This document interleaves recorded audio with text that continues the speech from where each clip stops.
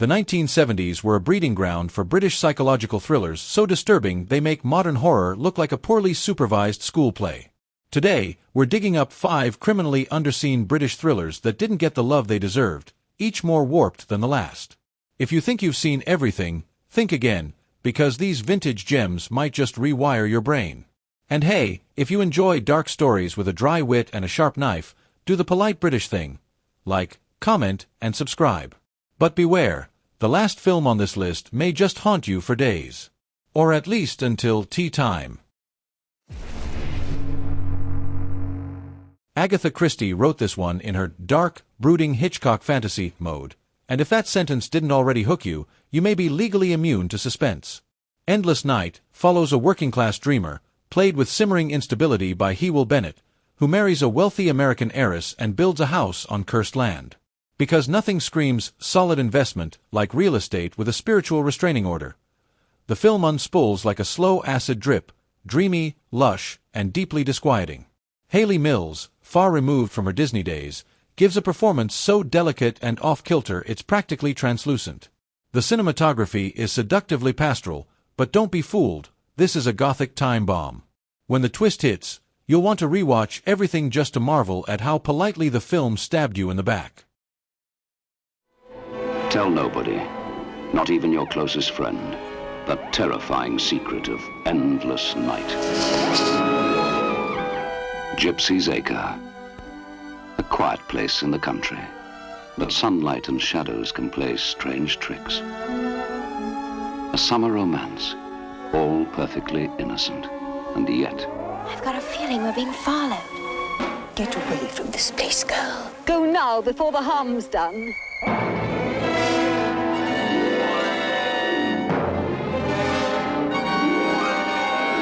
From the best-selling novel by Agatha Christie comes a film masterpiece of chilling suspense. Mike, please don't go. Please don't leave me. Please, please. 11,000, 12,000. It's a deadly game of pretending. 13,000. For everyone. 14,000. Close friends get closer all the time. I really love Ellie, Mike. But the house in Gypsy's Acre keeps its secrets. It's a house of tomorrow. A house of many surprises. His incompetence borders on the supernatural. I can't reach you.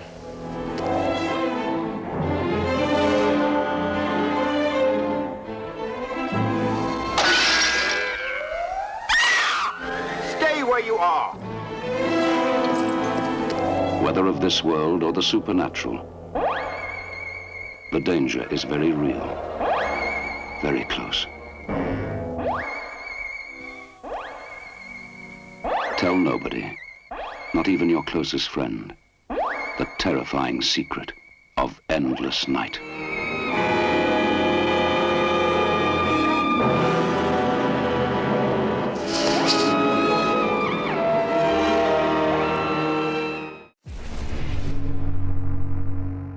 If you ever wanted a Roald Dahl story that involves serial killing instead of chocolate factories, welcome to The Night Digger, or as it was grimly renamed for American audiences, The Roadbuilder.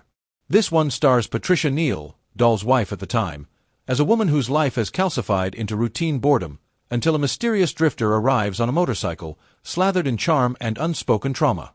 Of course, he's also got a pesky little habit of murdering women. Written by Dahl during a turbulent period in Neal's life, she was recovering from a series of strokes. The screenplay is laced with bleak compassion and a ghoulish sense of irony. The tone is weirdly melancholic, the violence sudden and unromantic, and the tension unbearable in the best way. It's a film that gives you sympathy fatigue, flipping your emotional compass every 10 minutes. You won't know whether to hug the characters or run screaming into a hedge maze. A remote country road on the outskirts of London. A ruined Victorian mansion.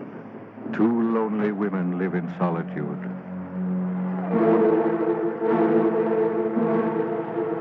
A young workman follows the road, searching for a home. Metro-Goldwyn-Mayer presents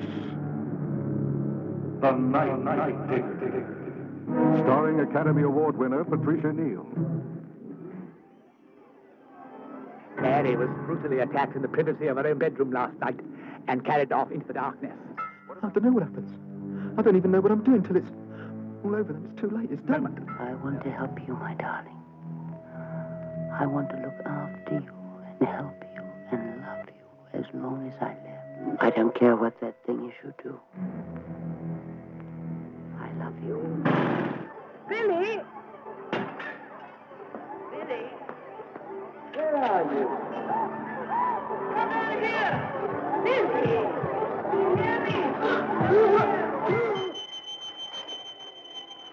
A night digger.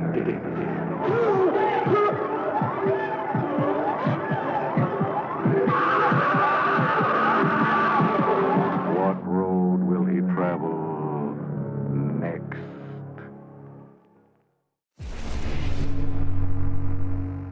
Before Roger Moore was suavely quipping in a tuxedo as James Bond, he starred in The Man Who Haunted Himself, which might be his most existentially disorienting role ever. Moore plays Harold Pelham, a conservative businessman who, after a near-death experience during a car crash, finds another version of himself walking around London, making wildly uncharacteristic decisions, like wearing fashionable suits and driving fast cars. Basically, a cooler, more dangerous doppelganger has hijacked his life. The film is part ghost story, part identity crisis, and part cold corporate nightmare. The direction is taut and stylish, the pacing deliberate, and Moore proves he can act when he's not being molested by gadgets or chased by sharks. By the end, you'll question not only the nature of reality, but also whether Roger Moore was actually two people the whole time. Spoiler, he wasn't. Probably.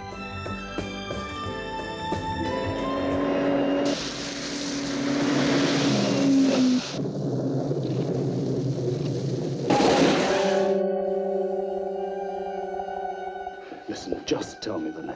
What name? What are you talking about? Is it Black?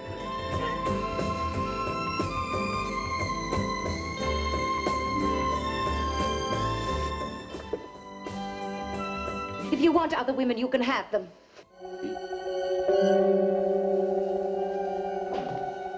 Who is it? Your name may be Pelham, but I am Harold Pelham of Freeman, Pelham and Dawson. Then we're left with only one alternative. Pearl's guilty. Oh, no, Mr. Pelham, you're always the same. You and I have been friends and colleagues for more years than I care to remember. But I don't recognize the man sitting there. First of all, there is the possibility, however unlikely, that there is an actual double dogging your footsteps. Could there be another explanation? There could. You could be suffering from this sort of psychosis. Oh, God, you frightened me. Go play your sick jokes on someone else! Drowning. Are you suggesting that Pearl's been playing a double game? Then you think I'm mad. No.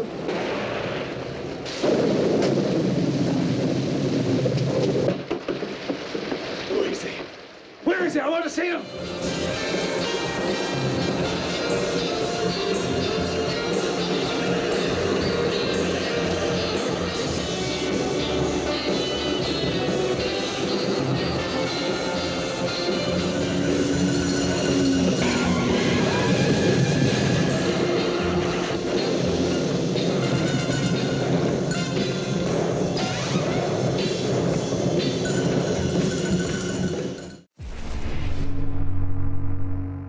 Have you ever watched a film and thought, well, this can't possibly get creepier, and then it immediately does? That's I Start Counting. Jenny Eggeter plays a teenage girl infatuated with her older foster brother, who might, and we really emphasize might, be a serial killer. It's a coming-of-age thriller with an undertow of perversion and dread that would give Nabokov the cold sweats. As she stalks him around town and pieces together clues, you're caught in this molasses-thick tension between adolescent fantasy and potential homicide. The tone is queasy in a way that modern cinema doesn't dare be anymore. There's also a strangely poignant undercurrent, the decaying post-war suburbs, the sexual confusion, the isolation, all filmed with a haunting restraint that's more psychologically invasive than any jump scare. It's less knife-wielding psycho and more, what if your home were a crime scene? This is Wynne. She lives in her own little world, filled with her own little dreams, hopes, fears. 1, 2, 3, 4, 5, 6. You never wear that sweater I made you. I know you never really liked it. thought you might have got rid of it or something. Matter of fact, I don't know where it is. This is Wynne's brother, George. She admires him. She respects him. She loves him. And she suspects him. You never wear that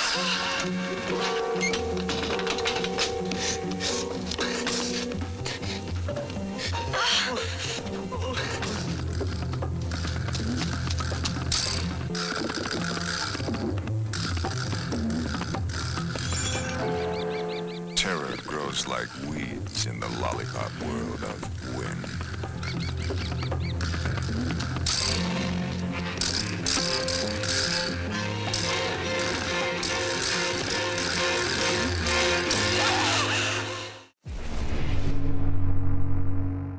If you've ever fantasized about a relaxing bike ride through the French countryside with your best friend, and soon the darkness is here to vaporize that dream like a meat cleaver through butter. Two British nurses on holiday pedal into rural France, where one of them vanishes, and the remaining friend slowly realizes the town is a sun-drenched purgatory of silence, suspicion, and probably buried corpses. This thriller is minimalist menace at its finest. There's barely a soundtrack, almost no gore, and yet it wrings more anxiety out of broad daylight and tree-lined roads than most horror films do with gallons of blood and screaming. Every villager looks like they just buried a secret, and the pacing is so deliberate it feels like the film is stalking you. No joke, Hitchcock would have been jealous. Take 3 young people. Take 3 exciting young people. Take dynamic Shandor Ellis. Take newcomer Michelle Dautrice. Take Pamela Franklin in her first starring role. Take France under a hot, bright sun.